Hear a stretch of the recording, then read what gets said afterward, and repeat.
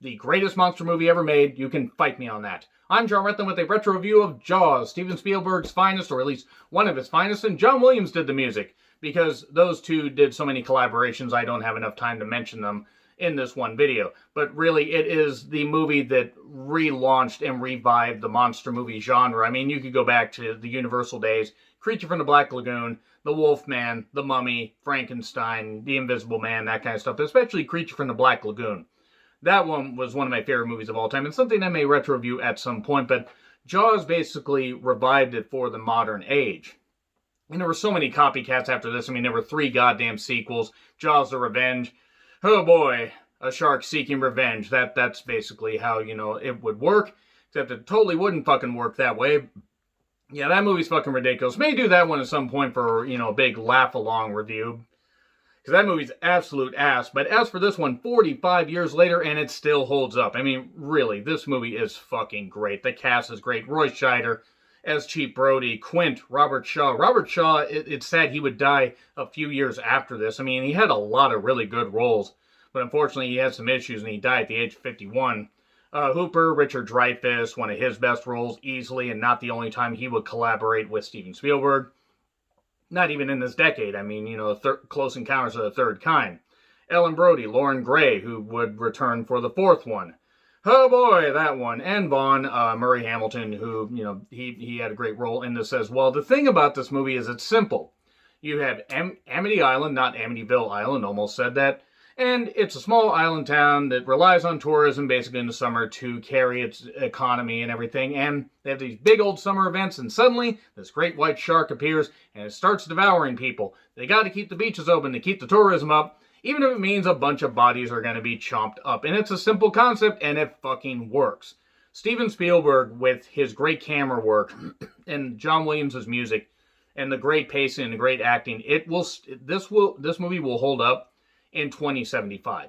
Even, yes, with the obvious fashion, like the dated fashions and stuff like that, and some of the special effects, realistically, it's much more practical. And the fact that they had so many mechanical issues, you read up about this movie, so many mechanical issues that, you didn't get to see the shark all that much. And the great thing about it is the fact you didn't get to see the shark all that much lent so much more to, like, holy shit, we get to see the shark, and goddamn, this thing's really scary. And it was pretty damn scary, and actually it still is kind of chilling. There's one particular jump scare that still gets me every single goddamn time, but this movie is just fucking great. I mean, and if you haven't seen it, sorry, maybe possible spoilers here.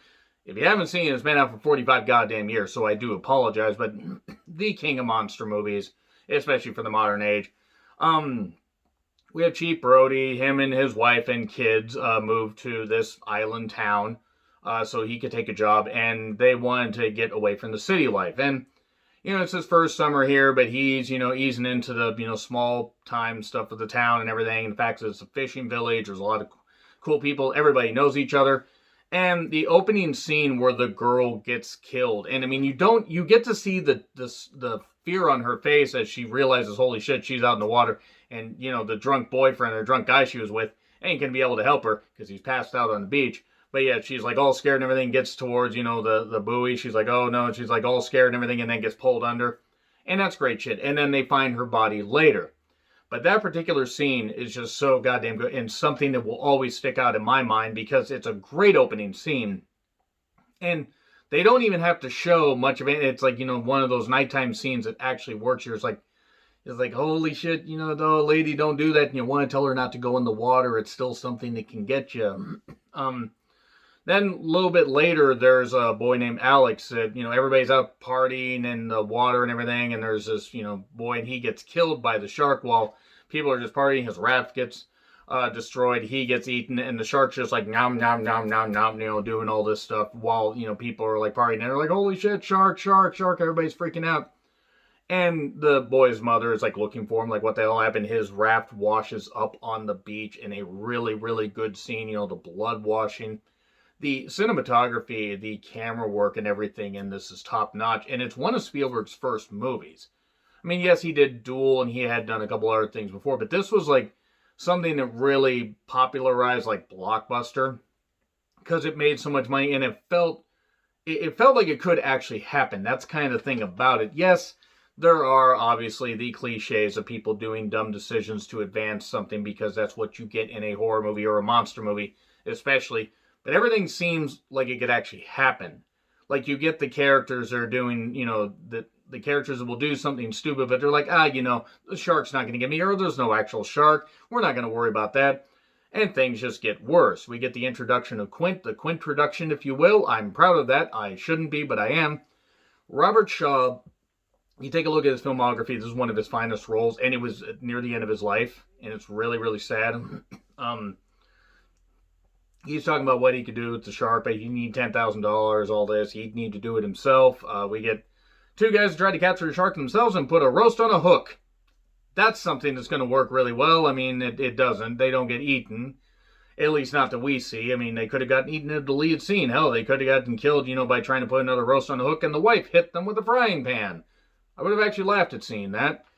And then dumb fucks on plenty of boats, and the dog, like a dog in particular, like a Labrador, just on the front, like looking terrified, just like, what am I doing here? What am I doing? Help, Raggy. No, anyway, they're just trying to chum up the water. No, that's not a euphemism. Throw blood. They're trying to capture the shark. They capture the shark, but that doesn't end up being the shark, even though it's a pretty big shark.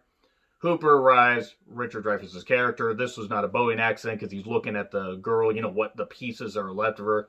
It's like Pieces of Me by Ashley Simpson, except this was actually not dubbed in. And Chief Brody, yes. Ow. Man, I should have practiced that better. But the mother is upset at Chief Brody. Well, you knew a girl died and you did this. And you still kept the beaches open. Well, Chief Brody wanted to close the beaches, and the mayor's the one that kept them open, and then it turned out to actually be the big problem.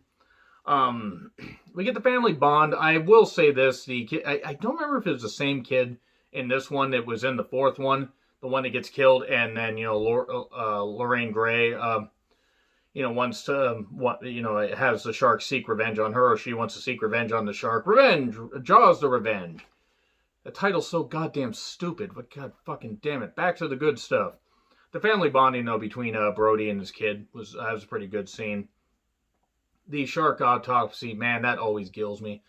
And then we get the night search, and, Richard Dreyfuss goes down, and, he's looking down, and he gets a tooth out of the boat. And then one of the best jump scares in a monster movie, especially from Jaws on, is just, he's there and he looks back and, he goes to inspect a little more and his head just falls down. I mean, it's a head, it's a body, but, you just see the guy's head and it's like got the eye, like, the eyes hanging out and the little, the little tentacles, doing this and everything and stuff like that. It's going to be turned into a GIF if anybody wants to do that.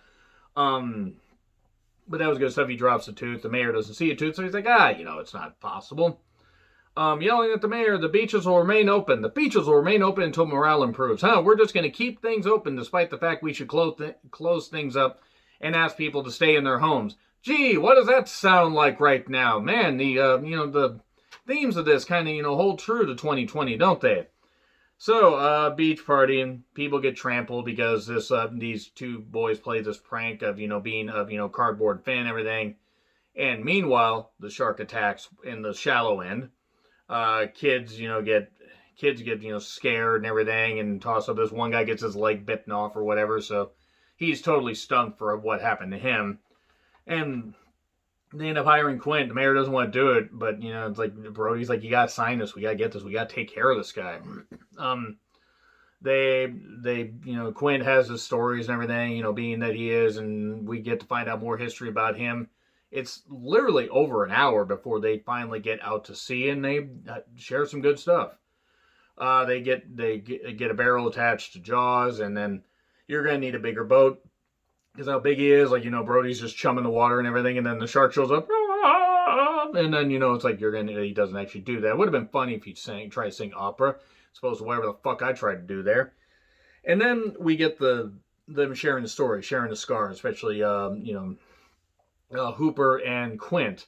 And then Quint tells a story about the USS Indianapolis delivering the bomb in 1945 and how it sank and they were all huddled in groups and everything in the water and sharks started picking them off. 1,100 men and 316 made it out. Those are some vicious goddamn sharks. It's like the movie Open Water. In fact, that story that he told right there was better than the movie Open Water. If you haven't seen Open Water, don't. It's shit. And then they do the show me the way to go home. I'm tired and I want to go to bed. I had a little drink about an hour ago and it's gone right to my head. I'm not going to try to sing the rest of it. But it's some pretty good stuff. And then Jaws just starts, apparently he doesn't like drunken singing because he starts bashing into the boat. And then the nighttime turns to day. They put more barrels on him and everything gets to where, well, the boat's going to start to sink because it's taking on water. Because Jaws is just like, look, I'm tired of this. I'm going to kill you 3 guys. I'm not going to kill everybody else that's going to the beach. No, I'm going to kill you 3 guys for some reason. I mean, he is the perfect killing machine, as Hooper's character said.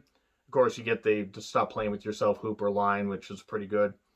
Hooper gets in the cage, the shark cage. He's going to, get the, the like medicine stuff. I think it's like a way to knock him out in his mouth. That doesn't work because the gun gets knocked to the ground, a little harpoon gun, and he has to swim out. Even though I think the shark is just trying to save him. I'll save you, little buddy. Why he was Alan Hale Jr., I have no idea.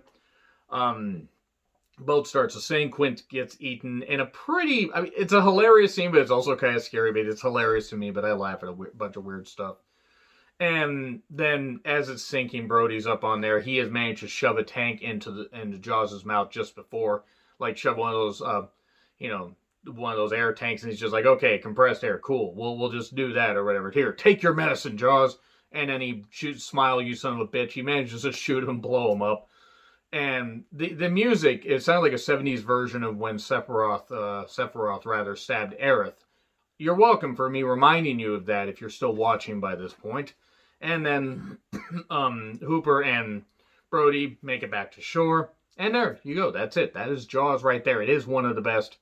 It's one of the best horror movies ever made. It's the best monster movie ever made, in my personal opinion.